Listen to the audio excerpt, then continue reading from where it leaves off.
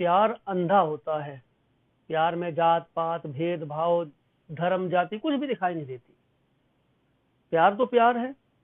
और इस प्यार के नाम पर न जाने कितने जुर्म हुए, न जाने कितने लोग सलाखों के पीछे चले गए, और न जाने कितने लोग जिनकी जिंदगियां तबाह हो गई, जिंदगियों से हाथ भी धोना पड़ा इस प्यार के नाम पर।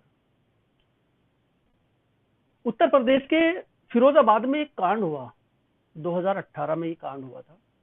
जब आप इसको सुनोगे तो हैरत में पड़ जाओगे कि ये क्या था। कहानी सुनो, कहानी पे आते हैं, अपनी कहानी जरा विस्तार से। उत्तर प्रदेश का फिरोजाबाद का एक गांव लगता है दलपुरा। इस गांव में एक किसान रहा करते थे अपनी फैमिली के साथ। शियाराम इन किसान का नाम था। इनका बड़ा बेटा था राजेश, इनकी पत्नी थी सीमा, उससे छोटा बेटा था संजय, इसकी पत्नी थी विनीता। एक बेटा था अनिल कुमार उर्फ बंटी, इसकी पत्नी थी सोनी। दो बेटे श्याम गोपाल उर्फ बबलू और सबसे छोटा लवकुश। इनकी अभी बबलू की और लवकुश की शादी नहीं हुई थी। 3 भैयाओं की इनकी शादी हुई थी। संपन्न परिवार था, चूल्हा एक ही था, प्यार मोहब्बत से पूरा परिवार रहा करता था। सब कुछ ठीक ठाक। कुछ खेती की जमीनें थी, खेती किया करते थे। एक जो ये अनिल कुमार था, ये अनिल कुमार हल्लाक का काम किया करता था, नाई का काम किया करता था। इसका सैलून भी था। अपना सब कुछ ठीक ठाक। इस परिवार में किसी चीज की कोई कमी नहीं। अपना घर परिवार जैसे चलना चाहिए चला रखा था इन लोगों ने। 2018 फरवरी का महीना। ये जो सोनी है, इसकी पत्नी अनिल कुमार की, सोनी और विनीता जो संजय की पत्नी है, ये दोनों बहन है, सगी छोटी बड़ी बहन है। दोनों भैयाओं को ब्याही थी। दोनों बहनों का एक ही घर में शादी हुई थी। 2018 में सुबह सुबह का वक्त, इनके जो पिताजी थे ये सियाराम, ये तो चले गए खेतों पे अपने बेटों को लेकर। इनकी माँ अपनी बेटी के यहाँ गई हुई थी। बेटी का कुछ होने वाला था, वो प्रेग्नेंट थी, वो अपनी बेटी के यहाँ गई हुई थी। घर पे लवकुश, बबलू और सोनी।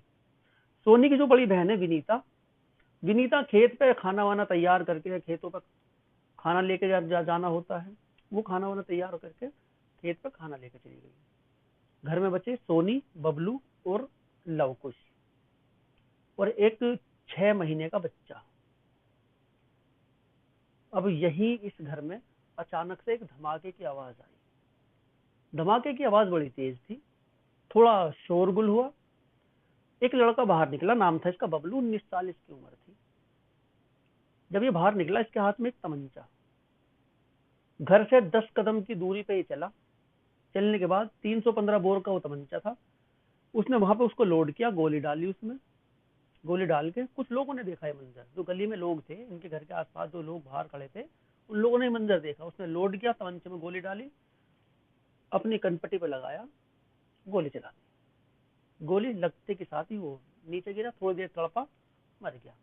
तमंचा वहीं गिर गया उसका, तड़पता रहा। लोगों ने जब ये मंजर देखा तो लोग हैरत में, ये क्या अचानक से। लोग जल्दी जल्दी जिसको भी पता लगता गया इकट्ठे हो गए वहां पे। अब भीड़ इकट्ठा हो गई, इनके घर पे गए। कुछ लोग घर पे गए, अंदर से जो लवकुश है वो आया भागा हुआ। उसने देखा अपने भैया को, इसने तो उसकी गोली मार ली। लवकुश ने बताया, भाभी का भी गोली मार दी इसने, सोनी भाभी के। भाभी मर गई। देवर ने भाभी के मार दी, अपने ही मार ली। ये क्या मंजर, गांव वालों के समझ में नहीं आ रहा। अभी वे खेत पे, उन्हें कुछ नहीं पता। पुलिस को सूचना दे दी, किसी ने पुलिस को फोन कर दिया, पुलिस भी आ गई। वे खेत पे से नहीं आए, उन्हें पता ही नहीं कुछ भी।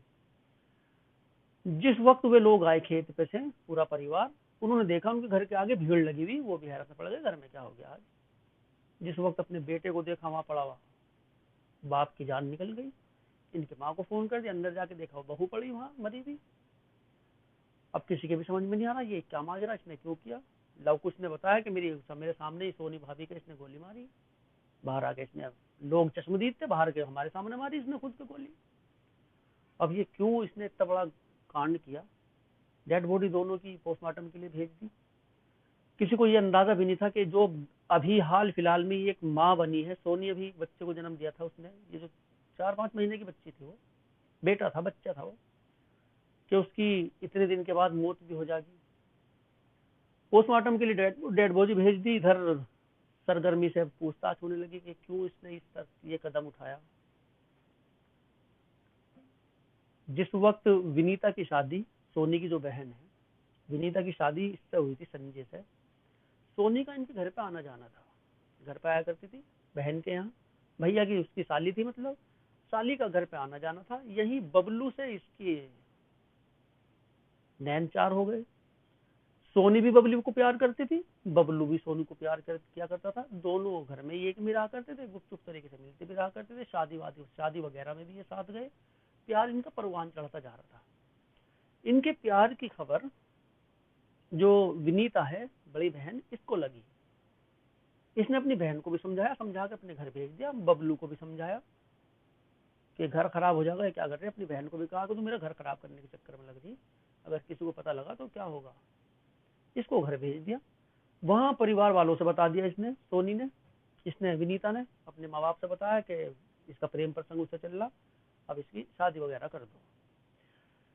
शादी के लिए जो अनिल कुमार था, बबलू का बड़ा भैया, इससे इसका रिश्ता कर दिया गया, दोनों की सहमति से, घर परिवार वालों की सहमति से।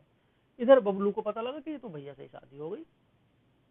अब प्रेमिका भाभी बन के घर में रहेगी, प्रेमी को कैसा लगेगा। प्रेमी देवर बन के घर में रहेगा तो उसको कैसा लगेगा। एक दिन इनकी शादी भी हो गई। शादी करके ये घर पे आई, दुल्हन बन के आई। दुल्हन बन के आई तो बबलू परेशान रहने लगा, चिड़चिड़ा रहने लगा। सबसे किसी से कैसी बातें किया करता था, किसी से कैसे बातें किया करता था, किसी से भी लड़ पड़ता था। घर वाले परेशान हो गए। घर वालों ने इसको गुड़गांव भेज दिया, तो काम करने गुड़गांव चला जा। ये चला गया गुड़गांव, वहीं का काम करने लगा और इसने घर आना बंद कर दिया। मोहब्बत थी, तड़प थी, प्यार में इंसान क्या कुछ नहीं करता, सब कुछ कर लेता है। अब भैया से शादी हो गई, अब क्या करे, क्या परेशान। फिर भी कभी कभी आके अपने प्यार का इजहार अपनी भाभी से, पूर्व प्रेमिका से कर दिया करता था।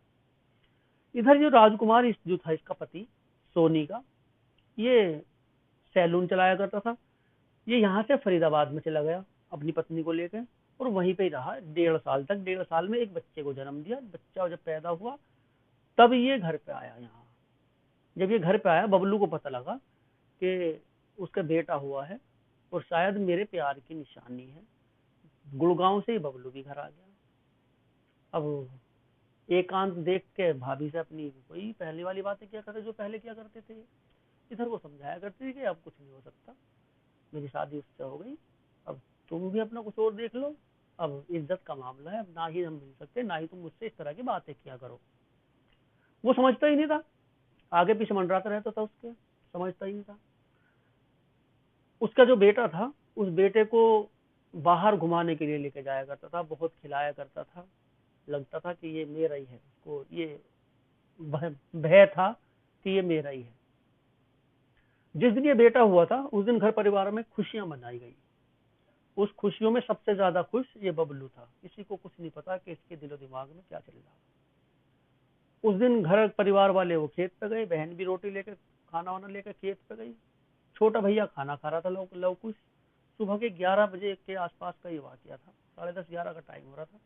लव कुश खाना खा रहा था। दूसरे कमरे में ये सोनी थी। सोनी के पास ही गया बबलू। जाने के बाद उससे अपना वही पहले वाला प्यार का इजहार जैसा पहले मिला करते थे कि उससे कहने लगा। उसने इसको मना कर दिया कि तुम मेरा पीछा ना करो और मेरे से इस तरह की बातें ना किया करो।